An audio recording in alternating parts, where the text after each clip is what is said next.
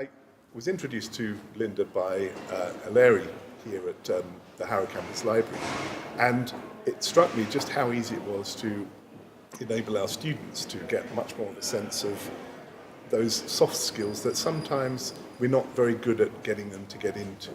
The things that aren't being in the studio or aren't being in a particular area of use of technology or understanding the business, but really understanding those subtle hidden things about project management, working with groups, working with teams and things like that.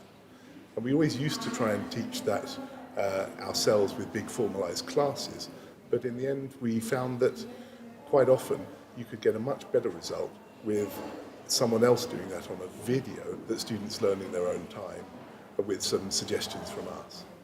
Literally about 15 seconds. It's a fantastically useful thing because it embeds itself so nicely into the rest of the IT services, so it's very easy to get through from reading lists and to link through to there. It's also really good to look at individually, maybe from library search, from the e-resources part of that, for example, or even direct when you're somewhere else. And it's pretty blindingly obvious to use, to be fair. Initially, I tried looking at playlists via Lynda directly, but because I've also used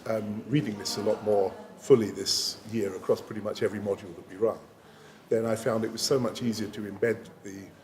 things we wanted them to look at into those reading lists, so the reading lists become, in effect, watching lists rather than reading lists, and we get a much higher take-up of use of those reading lists as a result. I'd strongly recommend anyone to have a go at this sort of work, particularly in subjects where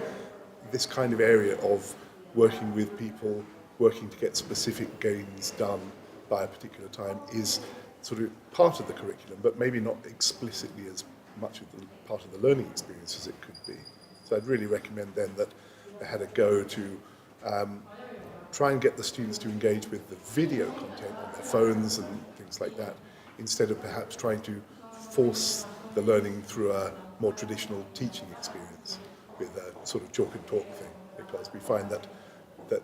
Lynda examples work so much better because they're quicker, they're targeted, and highly recommended.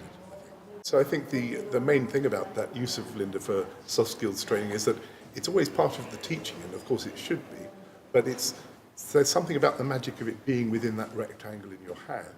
that allows that teaching to come through that much more vividly and approachably to students than if it's in a live situation with